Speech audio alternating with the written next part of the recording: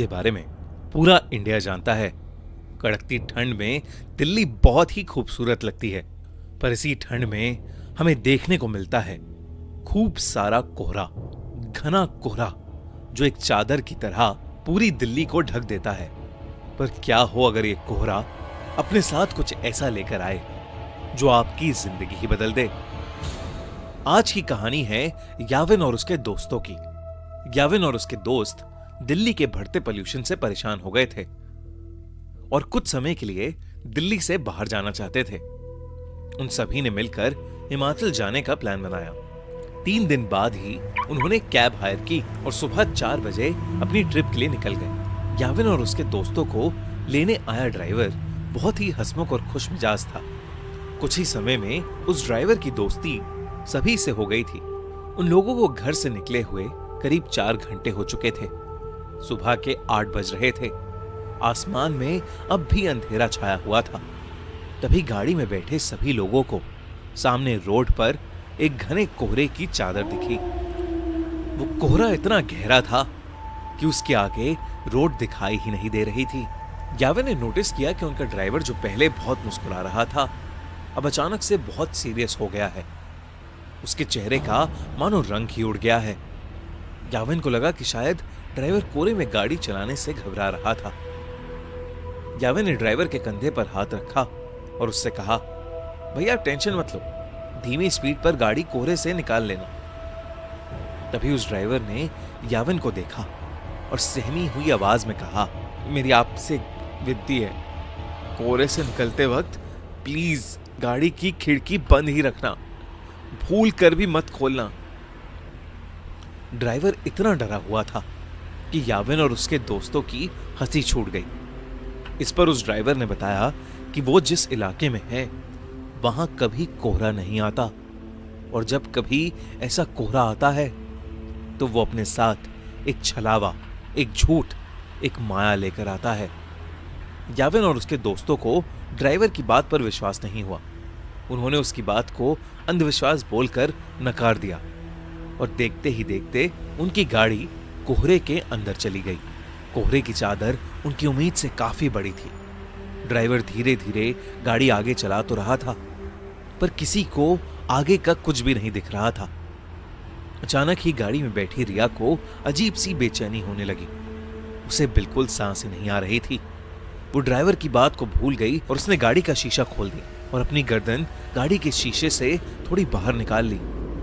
खिड़की खोलते ही रिया को वापस सांस आई, लेकिन वो कोहरा अब गाड़ी के अंदर आ चुका था। कुछ ही सेकंड्स बाद जैसे ही रिया ने गाड़ी के अंदर देखा तो उसके होश ही उड़ गए।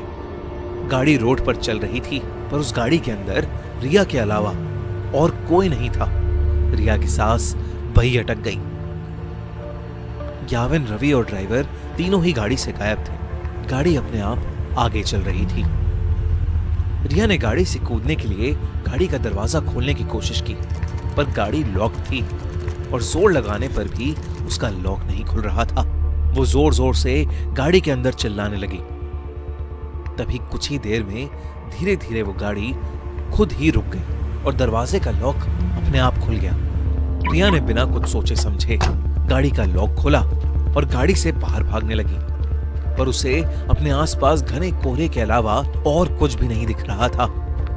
रिया चिल्ला चिल्ला कर मदद मांगने लगी। उसका दिल अब उसके शरीर से बाहर आ रहा था कि तभी उस कोहरे में कुछ दूर पर उसे एक काली परछाई दिखी जो एक बहुत ही बड़े आदमी जैसी लग रही थी। रिया मदद के लिए उस आदमी की तरफ भागने लगी, पर भागते हुए उसने ये देखा कि वो परछाई के करीब पहुंच ही नहीं पा रही है।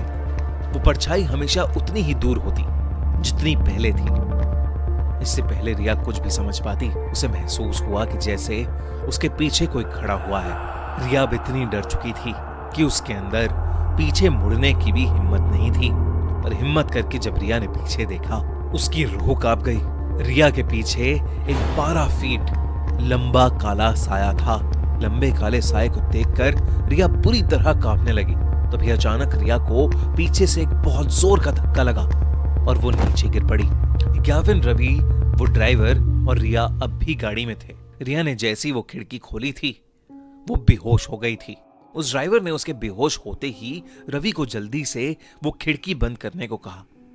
याविन और रवि रिया की हालत देखकर उसे जगाने की कोशिश कर रहे थे और ड्राइवर बस बार बार एक ही चीज बोले जा रहा था, गाड़ी की खिड़की नहीं खोलनी चाहिए थी, नहीं खोलनी चाहिए थी गाड़ी की खिड़की। याविन को अब ड्राइवर पर गुस्सा आने लगा था। उसे लग रहा था कि वो ड्राइवर एक मेडिकल इमरजेंसी पर वहम की पट्टी चढ़ा रहा है। याविन बस वहां से निकलकर रिया को हॉस्पिटल ले जाना चाहता था। याविन ने ड्राइवर को गाड़ी तेज चलाने के लिए कहा। ड्राइवर ने याविन की बात मानी और गाड़ी के एक्सीलरेटर पर अपना पैर दबा दिया। लेकिन कुछ ही सेकंड्स में अचानक से गाड़ी के सामने एक लड़की आ गई और इतनी तेज स्पीड होने की वजह से गाड़ी उस लड़की से टकरा गई। उस लड़की के टकराने के बाद ड्राइवर ने गाड़ी वहीं रोक दी। अब याविन और रवि की सांसें वहीं अटक गई थीं।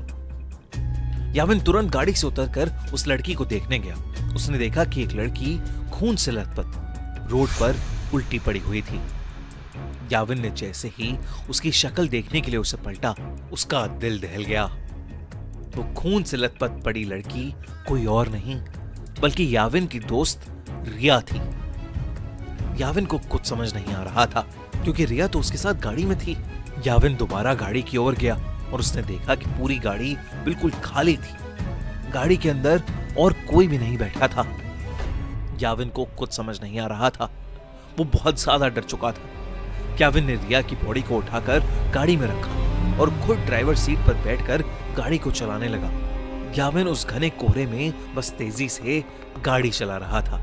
तभी उस चलती हुई गाड़ी के सामने वही 12 फुट लंबा काला साया आ गया और याविन का गाड़ी की स्टीयरिंग पर से कंट्रोल बिगड़ गया और वो गाड़ी रोड के एक साइड के एक पेड़ से जाकर टकरा गई। अगली सुबह उनकी गाड़ी एक पेड़ से टकराई हुई मिली जिसमें ड्राइवर, याविन, रवि और रिया थे।